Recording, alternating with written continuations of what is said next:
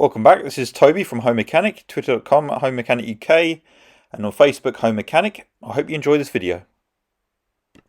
Doing something different today. I am taking out the old head unit in the Volvo, as currently I can only get radio 2 and a box of tricks that used to be connected for using a iPhone.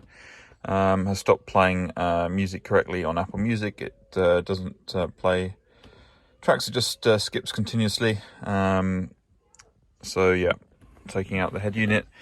This is the 850, and I'm following some instructions on YouTube, starting with removing the surround for the gear lever. So the requirements were move the key to position 2, disconnect the battery. Apparently the sensor here and other stuff gets balked if you don't do that, so that's what I'm doing at the minute. Next step is remove the 2 T25 torque screws from the bottom. Let's see, just here and here.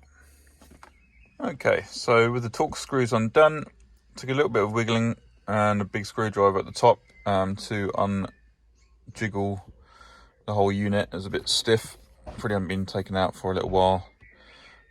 So yeah, just a flat head at the top just to help release it. The whole unit comes down, and then I believe little tabs all around the top and sides, and the unit should just pull forward, fingers crossed.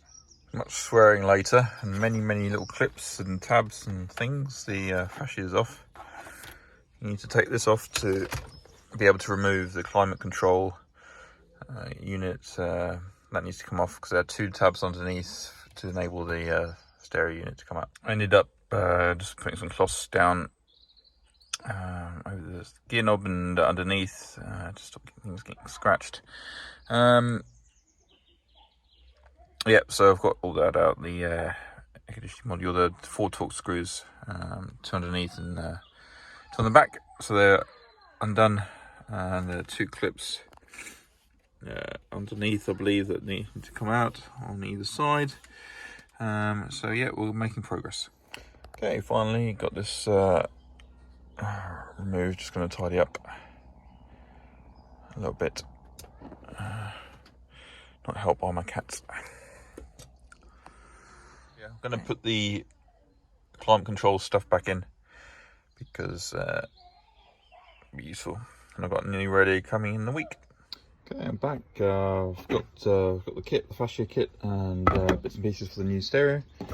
Now this is a multi-purpose faceplate for the double DIN unit for the Volvo, and it does require you to cut out this bar if you want to fit a double DIN stereo. So that's what I'm about to do.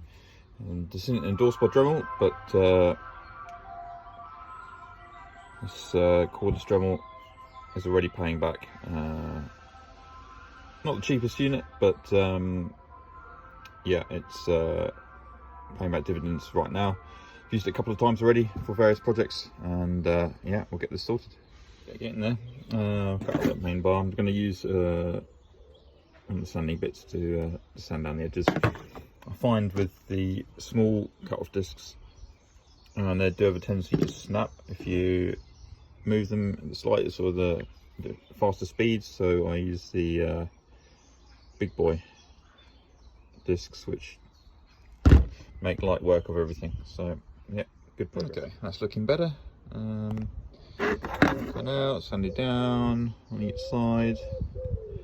There's actually a mould imperfection on the bottom half here, you can see, so we might sand that down, but I think that'll do the job. This is wiring central, wiring chaos. So this is the new wiring loom for the Kenwood itself, and then this is the adapter harness to get it speaking with the Volvo. And being a bit old-fashioned, you've got DIN connectors and stuff for CAN bus, doing data via DIN connectors. It's all a bit, you know, it's 2005, I guess.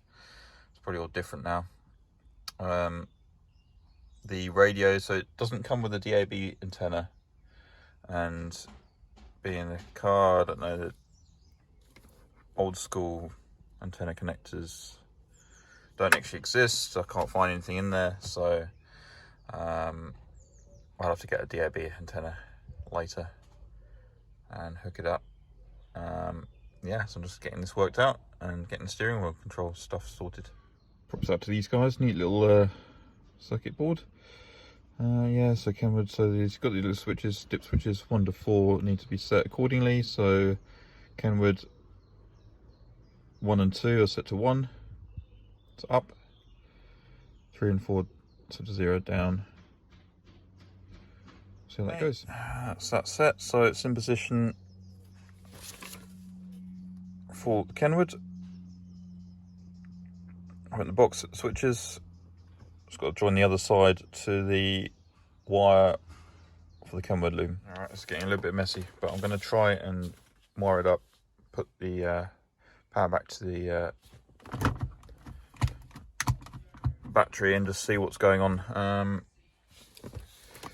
Join the cable. I don't like these either, but it'll get the job done.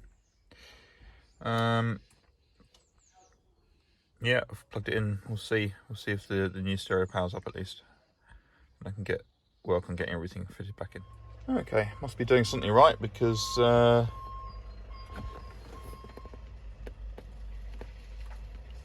bloody hell, got the SRS airbag service lights come up. I did leave it in position 2 and disconnect the battery. There you go. I guess that's something I've got to look at as well. Should be okay. Yeah, this radio's lit up, so that's a good start. That's some good news. I found the connector for traditional FM radio, so that came with the kit. So that's connected. Radio's working, and I've got steering wheel controls. So winning. Okay, just getting everything back together. Got the cage here, radio, heated controls back in. And just got to work out, get the cables and get it all back in. Okay, apologies in advance, Volvo. Essentially, with the RCA cables for the speakers, this hole here is not big enough. I'm going to have to cut this section out here, so there's more clearance on the Kenwood head unit. Okay, all done. Doesn't have to look too pretty. It'll do the job for the time being. Okay, a little bit more. This piece here needs to come off. This is what I was having to cut the clearance for. The RCA cables sticking out. Bits of the backing was in the way, and yeah, I had to cut that out. All good. Hi guys. Okay, I can't tell you how long I've been out here trying to get this back in, fitting properly. I had the head unit in and then out and then in and out, and trying to rearrange cables. Obviously a lot more cables around the back than there were before, so I've readjusted, finally got it in, and we're going to try it again. Okay, day 2. So last night I got as far as putting this back on, and I realised that the screws on the back go from the back to the front. So I've got to take the whole lot out and yeah, try again. These are the pesky screws. So they come in from the back, which is why I had to take everything out. We're getting there. I'm going to try and fit it again. I got it back in. Surrounds anyway. I'm hoping I'm going to get the radio in and I can be happy and have lunch. Just pulling out some more wires, trying to find out where I can put the microphone for the Bluetooth hands-free. And someone previously has wired up, it's a Panasonic, Japanese Panasonic phone charger for a phone. It's probably like 20 years old, and it's all down here, so fun and games. Right, I've finally got this back in. I haven't videoed the whole lot. Essentially, all the surround and heat controls had to be fitted back in, and then cables pulled through from the back, and then the stereo fitted in the cage from the front, and it is a bit of a squeeze. It's not moving around It's close at the bottom. It's got, to be fair, I think that's as good as it's gonna get. And just fit this back on ish.